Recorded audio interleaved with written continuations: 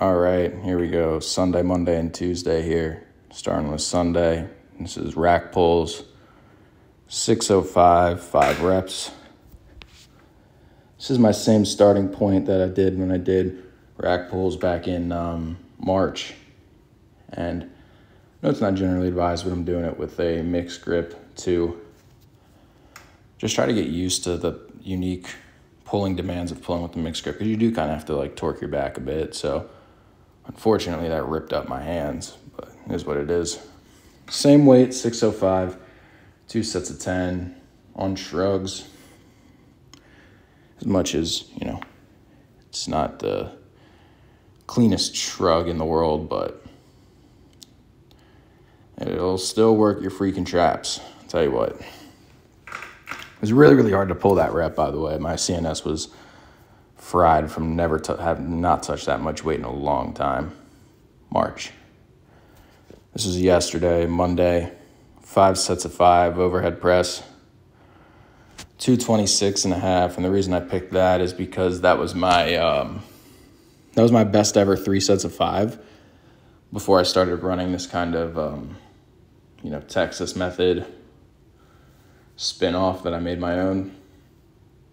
And even though I did the 229 for 3 sets of 5, I figured I'd just start at my previous best 3x5 for 5 sets of 5, because I didn't think I'd get the 229. I don't think I could get it for 5 sets of 5, even though I'd already done it for 3 sets of 5. Or I could have, but I probably would have, killed a good progression scheme, because it's just would have been very, very heavy and difficult. But my CNS was still pretty fatigued at this point. So these sets felt pretty hard when I was doing it. And then you watch it back, and it's like, well, the weight's moving actually really, really well. Last set here. I'll talk about this in the car talk, but I'm going to start doing the press 2.0. So I'll bring my hands in a bit, and I already have a little bit of hip movement, but I'll do it more intentionally. And now here's today. Just finished this ascending 4 sets of 5 back to the high, mid, whatever you want to call it, bar position. Low bar fucking sucks. Not interested at all in sticking with that. Just beat the shit out of my lower back. Felt very unnatural. Look, I have better hip drive with the higher bar position and a more upright. Look how my hips and my shoulders rise at the same time. No. Yesterday was a pretty physically demanding day at work. So I was beat to shit and tired as hell by the end of my shift. And that hasn't gone away. I'm still very sore from work yesterday. So I had to kind of dig deep here, even though these aren't really heavy. But they felt heavier. They felt harder than they look. Look, the bar's like flying off my back at the top of these reps. But I, just felt like it was crushing me, and it was super difficult. On those last reps, I can kind of see I have this thing where I'm throwing my back. I'm like kind of arching instead of like, all right, so watch that. Not really an arch there. You see, like my hips go back. The back kind of has that it's obviously not 90 degrees, but it's just, 80, 75 degrees, whatever you want to call it. And it's maintained. And I'll look at, this is the second last rep. But watch when I brace, I'm like pulling it back. I'm like straightening my back a ton, and then there's this arch. And the last rep is super difficult, and there's a lot of knee cave, and that's why. That's why you gotta watch it pack. I noticed this midway through my workout, but it's just such a struggle to correct the last rep of every single, you can be as conscious of it as you want leading up. Even here, that wasn't a very good, that brace was not, it was a fine brace, but the back angle, that's a much better back angle. So I got to work on that. When I get fatigued, I do silly things. I'll even like midway through a set of 5, like widen my foot stance, even though I've been consciously trying to narrow it. And I know this rep is dog shit. even though the back angle was fine there, I was just so out of gas at this point. All right, welcome to another car talk. So, what do we have to talk about? I was watching this this Starting Strength radio podcast yesterday with Chase Lindley. And the reason being is I was looking at some, the Starting Strength material for their, there was like a video with them about, novice to advanced overhead press programming. And, when I saw this, and I was like, that might be an interesting conversation. I think they had it with him after he did the 405 overhead press in that competition back in 2020. It's old. I think you got to pay to get Starting Strength radio anymore. Oh shit, some pretty interesting stuff they discussed that I kind of want to bring into my own personal training, or my own training for myself. So the Starting Strength way, they got all these coaches, so no two coaches are going to have the same exact philosophy to a T. What Ripito says isn't going to be the same as what Andy Baker, who he writes the books with, says, and it won't be the same as, they got a bunch of coaches that put out their own kind of content. But it was this podcast, and there was a call-in about specializing in the overhead press, and I had heard that Mark Ripito calls for 4 days a week for overhead pressing, but I was unable to find anything on it.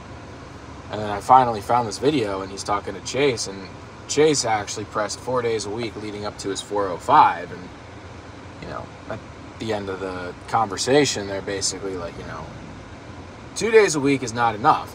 Of course it's not. It's not enough to get a huge overhead press. You can't do that forever.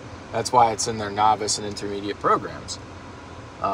Then they go to 4, not 3. I thought they had done 3, because that's the way that I personally design my program. I have my volume day, the pin press day, and the intensity day. But they go 4. And overall, it's pretty much the same. Volume, intensity, pin press. But then their 4th day, Chase does either strict press or an isometric overhead press. I hardly have the equipment capabilities to do a pin press anyway. I certainly don't have the equipment capabilities to do a isometric. I might press the whole fucking rack up. It's not big enough to it probably weighs give or take 100 pounds. So I'll press the whole damn rack up if I try to do that. I actually could. I could stand in the rack and press it into the top. Not the worst idea in the world, except I think I'd lift the rack up, and now it's not an isometric anymore, is it? So that's interesting. So that's something that I think I'm going to incorporate. Instead of 3 days, it'll be 4.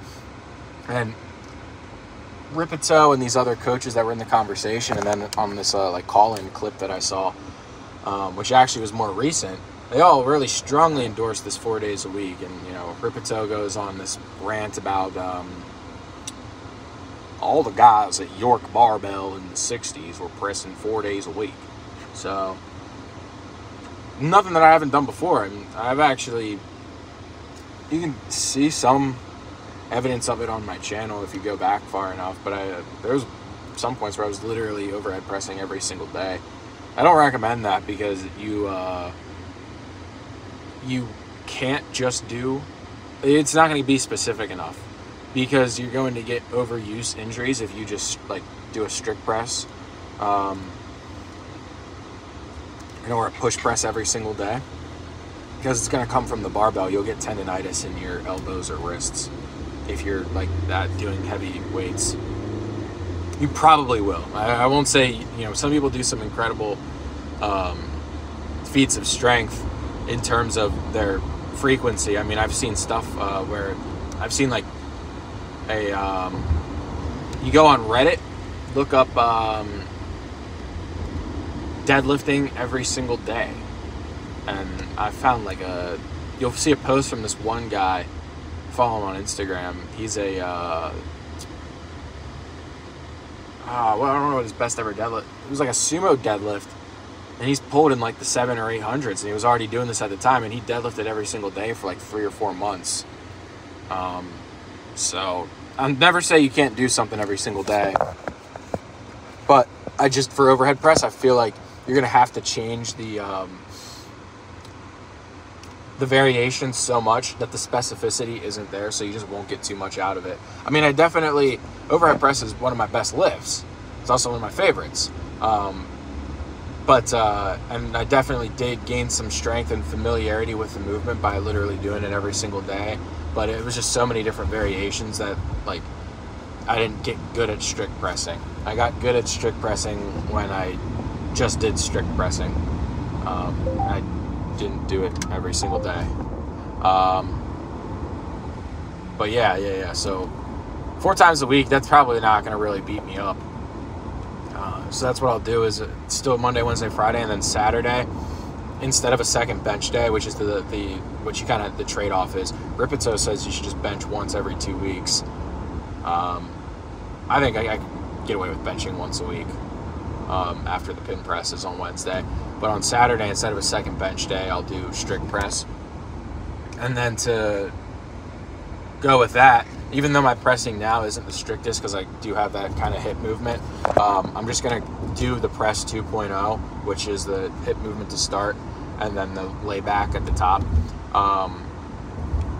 I'll do that for the volume and the intensity days, and then on Saturday I'll just do like actual strict, like military press. I'll put my heels together, like completely upright, no lean at all, and it'll be fairly lightweight, like low 200s, and I'll just do like sets of 2 or 3 with like shortened rest periods.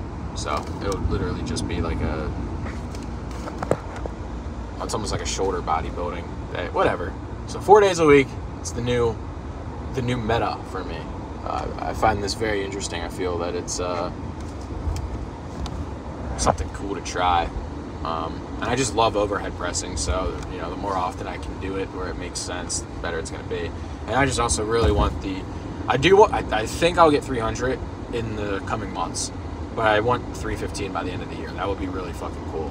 So I'd love to hit that. The other thing I heard that's pretty interesting is it's this deadlift accessory that they do with starting strength. It's the halting deadlift. I've never seen somebody not affiliated with starting strength doing it, but you know who does it actually is Eddie Hall. There's like an Eddie Hall deadlift tutorial. I apologize, this thing keeps falling down. Eddie Hall is like a deadlift tutorial where he's like, oh, you don't have to lock the deadlift out. You can just deadlift to like right above the knee and put it back down. That last part of the movement doesn't matter that much. And so he actually in training does the halting, I think. I don't know if he still does. But yeah, so it's this idea of if you deadlift and then just as soon as the barbell comes over the knee, you put it back down. So it's just like the bottom 2/3 of the movement. And Mark Ripito's idea is that, once you're like a 600 deadlifter, the deadlift becomes so taxing to do all the time. So you do a rack pull from just below the knee to lock out to work on like the top 2/3 of the lift 1 week, and then the next week you do the halting deadlift to work on the bottom 2/3 of the movement. So there's like this third of the movement overlap from just below the knee to just above the knee. So yeah, that's something I might do instead, because when I saw this as well, it was coming off that day of rack pulls. And the thing with rack pulls is I don't have the funds to get another bar at the moment. I have 2 straight bars. I have the one that I originally bought, and then the one I bought to replace it once I noticed it was a little bit bent. But I don't like pressing with the bar that I use for squats and deadlifts, because it's like a true Olympic bar, and it's a little bit thin, so it's pretty uncomfortable to bench with or overhead press with. So what the hell is going on here? I still have to use this economy bar that's a little bit thicker in diameter to bench an overhead press with. And I don't want to bend it any more than it already is. Like, there's just a slight bend in it that you can kind of feel if the bar is if you pick it up and it's curved up, it won't like roll out of your hands. It's not so apparent that it makes it like unusable, but I don't want to bend it more. And the rack pulls, you know, you're really playing with fire there, so I don't want to do something stupid and really like break my bar. And the pool noodles only help so much, and I do actively try to put it down more gently. But at the same time, doing this kind of progression that I wanted to do, where it's like rack pulls from pin 2, rack pulls from pin 1 from the floor, you're doing, you know, rack pulls every single week. I'm more worried. That's like speed running when I absolutely have to replace my barbell. But if just doing it, you know, twice a month and not increasing that range of motion where it's a bigger drop, I'll be okay. I still don't love, I want to replace the bar and then I'll do rack pulls as freely as I want because I don't care how much the fucking bar gets bent. It'll just be my rack pull bar. So yeah, that's pretty interesting theory. I mean, he even went on to say that when he was competing, he would only do full deadlift in the back room to warm up before he went out and pulled, and he pulled 633 that way, which he said 633 at 220. That's pretty good, but I mean, it's not great. So, you know, take it with a grain of salt, but it's an interesting experiment nonetheless. So I think that is what I'm interested in trying going forward. I've never done a halting deadlift before, so that's pretty, see what it does, see if it actually does help the deadlift. It'll be an experiment. But anyway, I guess we've moved completely away from the Texas method at this point because the overhead press is no longer Texas method. The bench press is being done once a week. The deadlift kind of, but you know, the halting deadlift and the rack pulls are an intensity workout, and the RDLs is a volume workout, so kind of, and then the squat is Texas method style, and with the pull-ups too, a little bit, but you know, now it's kind of just my own thing at this point. It'd be stupid to even call it that, but still implementing the, you know, I've moved away from the program, but I've become a full-on starting strength acolyte apparently. It's pretty funny. Anyway, I will see you guys on Friday.